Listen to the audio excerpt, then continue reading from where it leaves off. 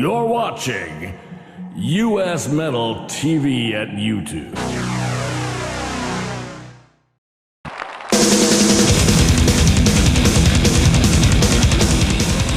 On stage, I play a long-haired, well-hung rock star, a real lady killer. But in real life, I'm a short, fat, balding, impotent 40-year-old guy. Everybody at the lumber mill makes fun of me. Why, I couldn't even get a date before I joined Dream Club USA. Now I'm living the life of a playboy. I'm a full-blown alcoholic, and I've even contracted BD 4 times. So if you don't like who you are, why don't you give the number a call that's on the screen right now? It can make somebody out of you. It can make your dreams come true like it did for me. Dream Club USA. Be the man you always wanted to be.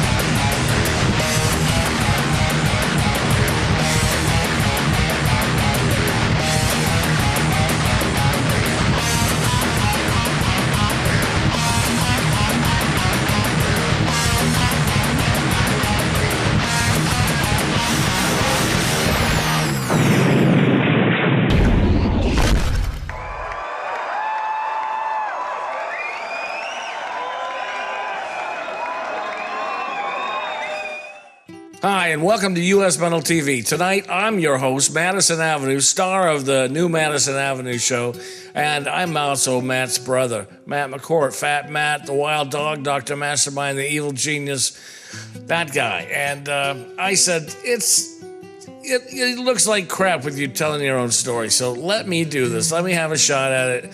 And so here we are tonight. So I'm going to tell you how this guy, who is the most unlikely rock star in the world, gained worldwide notoriety. You know, he's one of the best kept secrets in music in general. He's multi-talented, multi-instrumentalist. He's plays all kinds of styles and has records out in almost every style that he plays.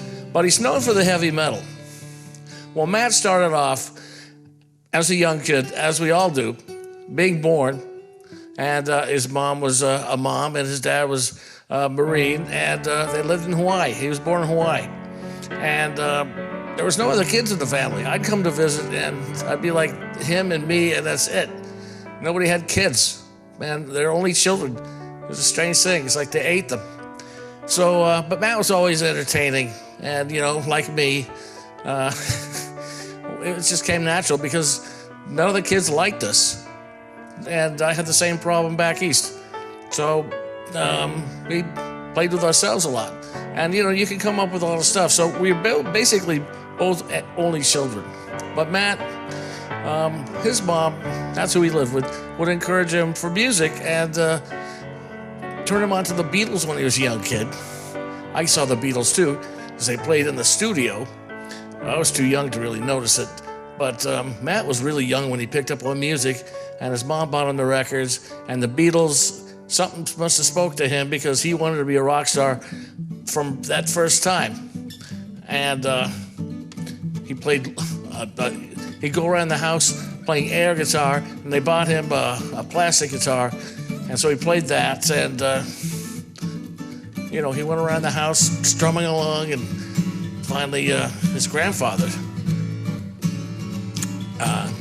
he bought him drumsticks because he was a drummer, and so he started playing about 5 years old, 6 years old, playing drums, and took lessons and all that stuff, and then was in a band when he was like 9 years old, did his first gig when he was like 11 at the Jewish Community Center, and the talent show Spaghetti Dinner, and with Seth Goldstein as the MC. And I said, what's a guy like you doing in a place like this? And you know, his stepdad was Jewish, so that's why. But through high school, he wanted to be a rock star. He told people, you know, and he wanted to be a rock star. When the teachers would say, what do you want to do? And he'd say, I want to be a rock star. And everybody would laugh at him, except I knew the guy had talent. He just didn't have the looks. And sorry, that's just, you know, they're skinny little guys, and you were chubbed up, 100 pounds in 4th grade. You even beat me. I made up for it later. So through high school, he'd play guitar, and he would hang out at this tavern that had music down the street, and it was like a big show place for bands from out of state. Like Heart would come through, the guys that were in Heart later, and he would learn how to set up all the band's gear by hanging out. Tuesday afternoon, he'd show up and help them load in, and then help them set up, and then come back on the weekends and stand on the door and watch as they opened the door, and then he'd help them load out. He had to deal with the owner. So that's all he did. He went to concerts. He went to every concert at the Paramount. I didn't go to concerts when I was 11, but he did. What was your first concert? Canned Heat? Canned Heat. The first concert was Herb Alpert and the Tijuana Brass with Buddy Hackett as the opening act at the Coliseum here in Portland, Oregon. And I stole that from him because Herb Alpert's my theme music. And Herb and I we go way back. Like back to right over there. So high school, we played all kinds of gigs and parties, and it was the 70s, and so it wasn't like it is now where everything's restrictive. You could go buy a keg and have a party, and everybody show up and get drunk and rock and roll, and then people would be having sex in the back and stuff, and it was just out of the 60s, so there was a whole new liberation of people, and not now. It's all gone back the wrong way. I hate it. And I'm a little older, so I got to partake in a little bit more of that stuff than he did. Let's see, where were we? Oh, yeah. Okay, so gets up to be like, senior year in high school? Senior year in high school, he starts playing in a serious band with Mick Zane, who was going to be in Malice, and this other drummer named Brad Simpson, and the singer named Bill Riley. And the guy that would go over there would be that Poison Idea guitar player, Tom Roberts. I think he's called Pig Champion. And Matt and him got to be friends, and they got into punk rock together. And the band that was playing all this, what would be called new wave of British heavy metal with Budgie and Scorpions. He stole my record collection, actually. And Judas Priest and Black Sabbath, AC/DC and Rush. And he got sick of that really quick and went to the punk rock thing, and because of Tom Roberts and all of his influence, and had a punk band called The Penetrators. Actually, it was called Rude Awakening 2, then it changed the name to The Penetrators. He ravers a record deal out of that and became the Ravers and put that out, and we did a show like that before. So all that's in the Ravers record stuff, and the Ravers show here on US Metal TV. Let's just cut straight up to the Wild Dogs. The Wild Dogs was not a band. He didn't want to really be in a band like that because he didn't really like it. But Matt can write a song for anything. And with the people like Jeff Horton on guitar, and Jeff was like he was like the hotshot guitarist in the town, and with all his professional equipment. And Mick had him come over to play bass in this band.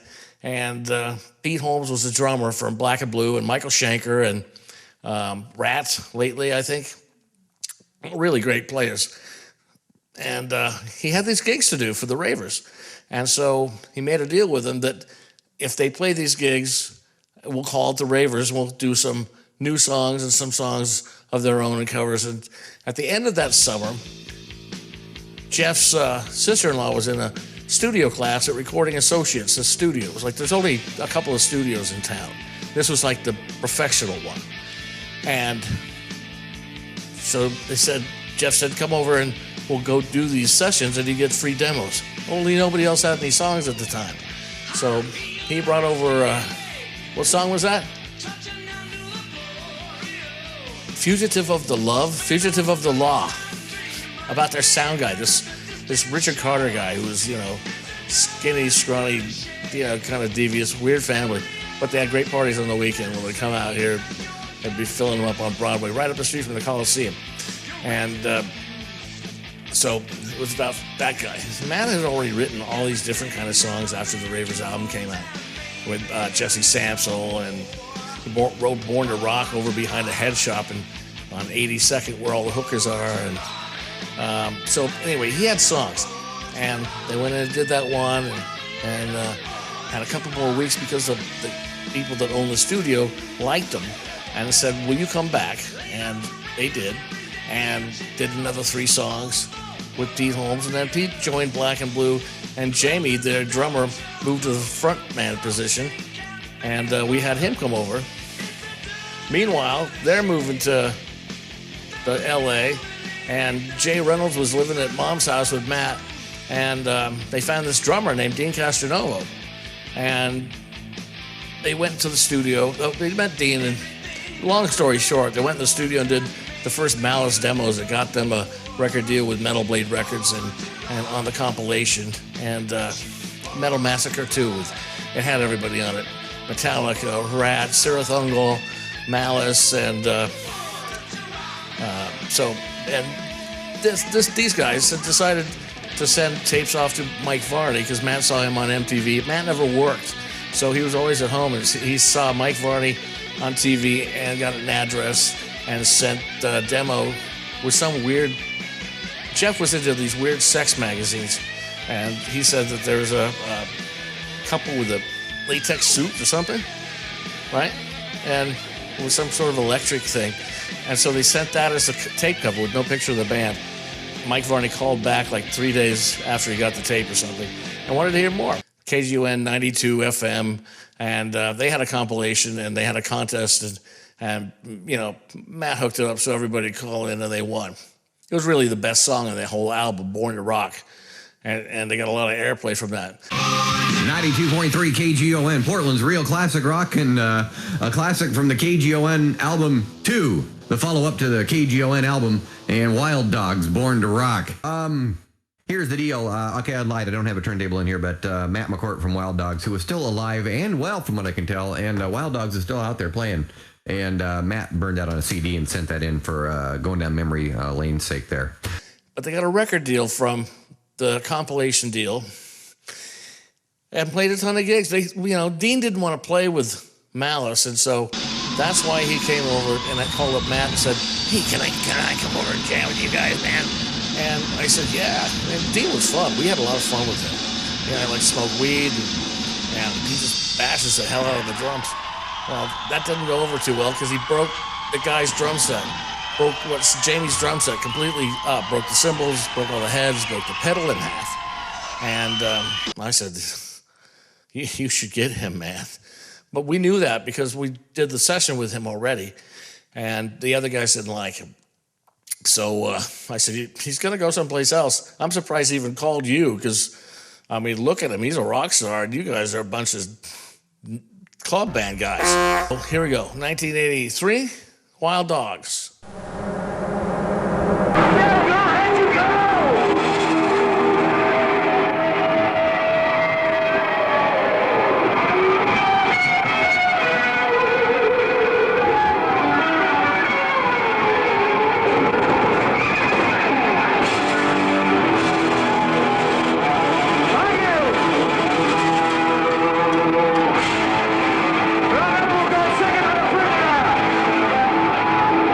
Are you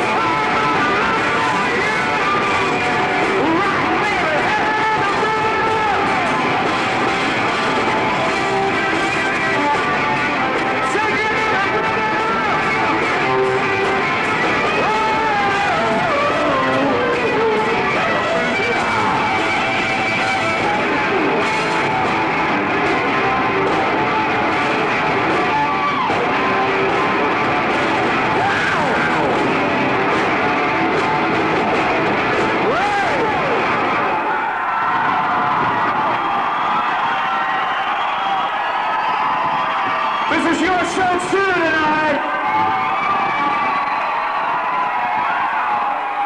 Hello, we are the Wild Dogs. So a lot of you people down at the record store today, thank you for coming. This is the first time we've been down here to Eugene, and you're a party in town, baby.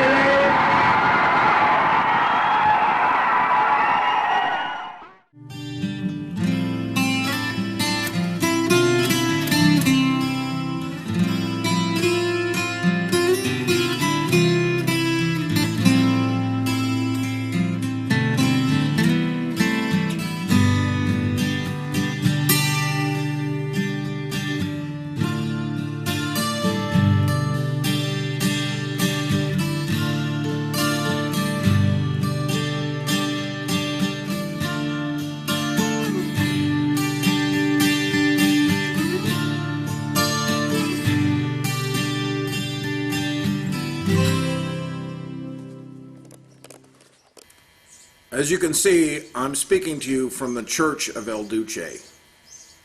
This is the legendary studio in Riverside, California, where the mentors, which included Sicky Wife Beater on guitar, Dr. Heathen Scum on bass and keyboard, and the legendary and now lord-like El Duce drums and vocals.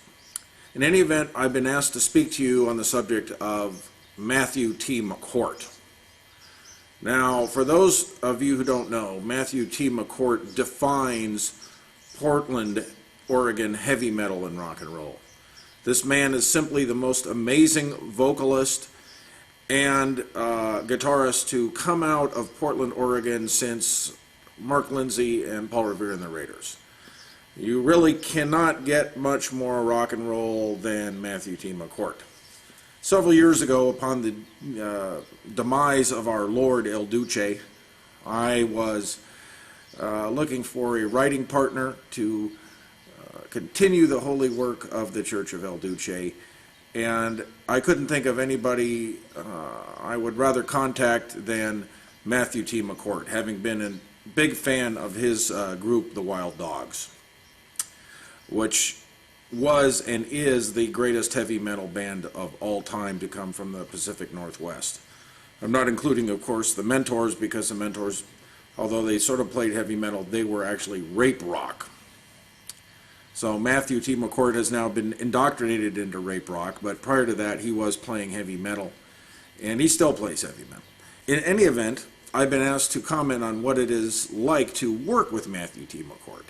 Well, I can tell you it is a very spiritual experience.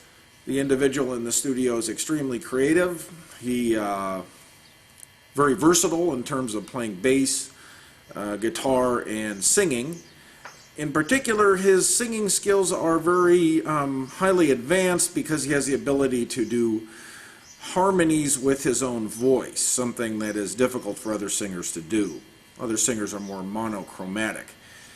This individual definitely, upon the overdubbing cycle, reveals his true skills and be able to sing multiple levels of notes on a basic theme that really is, frankly, something I wasn't exposed to before. So that's very unique. I think he's underrated as a guitarist. Most people know him as a fantastic singer, but do not really take into account that actually he can give Jeff Beck a run for his money.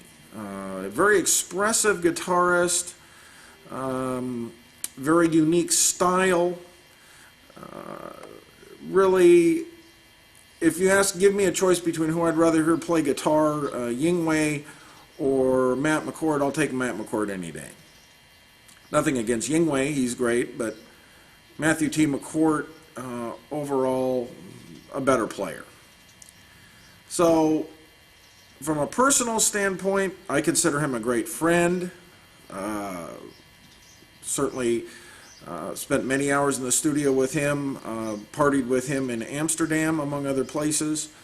And I look forward to eventually going out on the road with Matthew T. McCourt with the Church of El Duce and or Wild Dogs. But up until then, I'll have to be satisfied with continuing my association with this individual in terms of singing and playing and writing songs and those things. On a personal note, I would say he is a ladies' man. He loves his ladies. I know he is a true heterosexual. He enjoys, occasionally indulging in some alcoholic substances and some wacky tobacco. I haven't seen him indulge in anything more spectacular than that. So that's the limit of what he's normally doing. He's normally playing his guitar, writing songs, performing with his superstar ensemble, the Wild Dogs. He's on a never-ending search for pleasure, and definitely enjoying the ladies of Portland, Oregon to the fullest extent possible. I would consider him, in the whole context of things, one of the great citizens of the state of Oregon. I would encourage Oregon to start putting away money to build a statue to honor him, as eventually he will have to go to meet our Lord El Duce as well as myself and other people. So I would say in 100 years, we would hope that the state of Oregon, great state of Oregon, would recognize his contribution to the music and reputation worldwide of Oregon. Really, he is an outstanding citizen of Oregon and the United States. I've spoken extensively to President Bush about Matthew's contribution to American music. I know President Bush and the First Lady are very excited to always hear the new songs that I'm bringing over from the Church of El Duce recording sessions. And they have promised me to give the full support of the National Council for the Arts, Education and the Arts, to really put forth this unique and talented American, a great American. Speaking on the 4th of July, 2005, Dr. Heathen Scum out.